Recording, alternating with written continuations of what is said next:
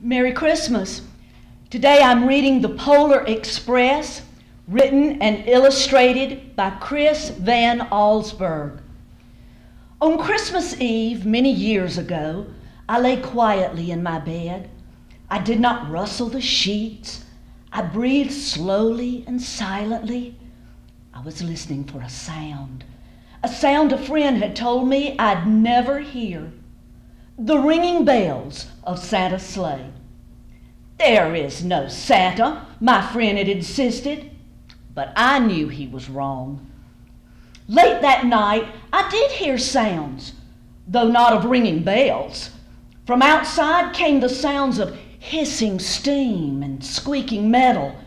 I looked through my window and saw a train standing perfectly still in front of my house. It was wrapped in an apron of steam. Snowflakes fell lightly around it. A conductor stood at the open door of one of the cars. He took a large pocket watch from his vest, then looked up at my window. I put on my slippers and robe. I tiptoed downstairs and out the door. "All aboard!" the conductor cried out, and I ran up to him. "Well," he said, "are you coming?" "Where?" I asked. "Why, to the North Pole, of course," was his answer. "This is the Polar Express." I took his outstretched hand, and he pulled me aboard. The train was filled with other children, all in their pajamas and nightgowns. We sang Christmas carols and ate candies with nugget centers as white as snow. We drank hot chocolate, as thick and rich as melted chocolate bars. Outside, the lights of town and villages flickered in the distance as the Polar Express raced northward. Soon, there were no more lights to be seen. We traveled through cold, dark forests where lean wolves roamed and white-tailed rabbits hid from our train as it thundered through the quiet wilderness. We climbed mountains so high it seemed as if we would scrape the moon. But the Polar Express never slowed down. Faster and faster we ran along, rolling over peaks and through valleys like a car on a roller coaster. The mountains turned into hills. The hills turned to snow-covered plains. We crossed a barren desert of ice, the great polar ice cap. Lights appeared in the distance. They looked like the lights of a strange ocean liner sailing on a frozen sea. "There," said the conductor, "is the North Pole." The North Pole. It was a huge city standing alone at the top of the world, filled with factories where every Christmas toy was made. At first, we saw no elves. "They're gathering at the center of the city," the conductor told us. "That's where Santa will give the first gift of Christmas." "Who receives the first gift?" we all asked. The conductor answered, "He will choose one of you." "Look!" shouted one of the children, "the elves!" Outside we saw hundreds of elves. As our train drew closer to the center of the North Pole, we slowed to a crawl, so crowded were the streets with Santa's helpers.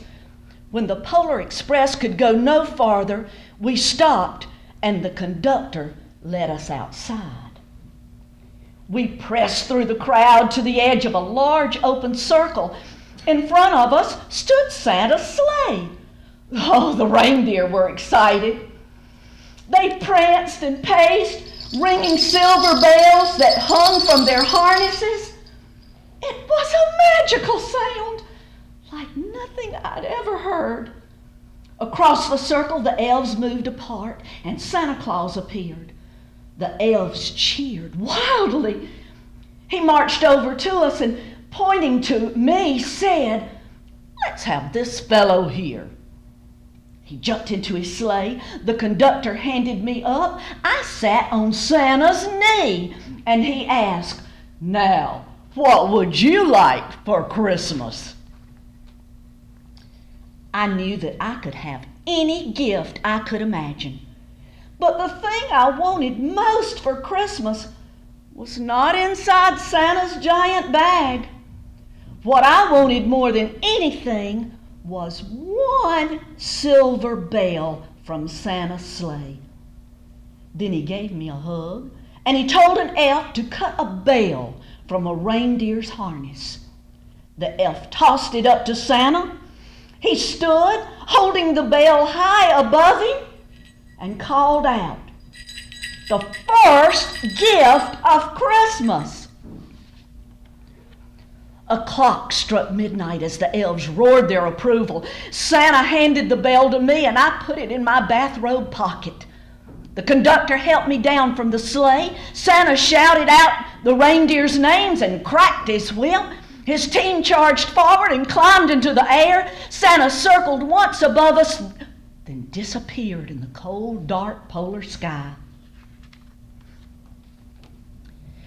As soon as we were back inside the Polar Express, the other children asked to see the bell.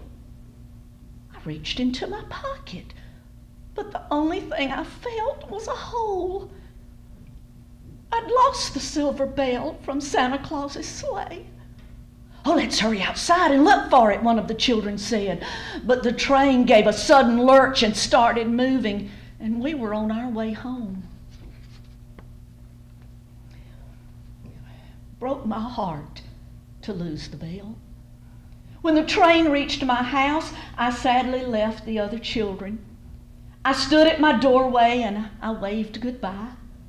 The conductor said something from the moving train, but I couldn't hear him. "What?" I yelled out.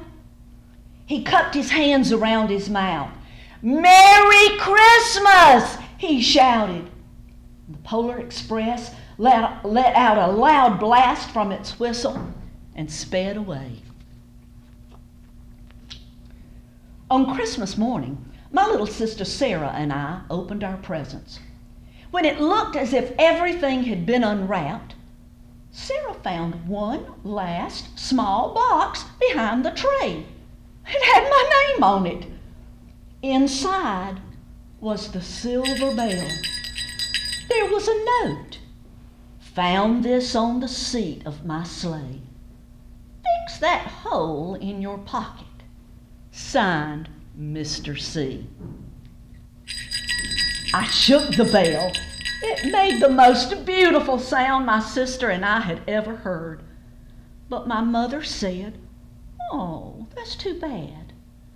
"Yes," said my father, "it's broken." When I'd shaken the bell, my parents had not heard a sound.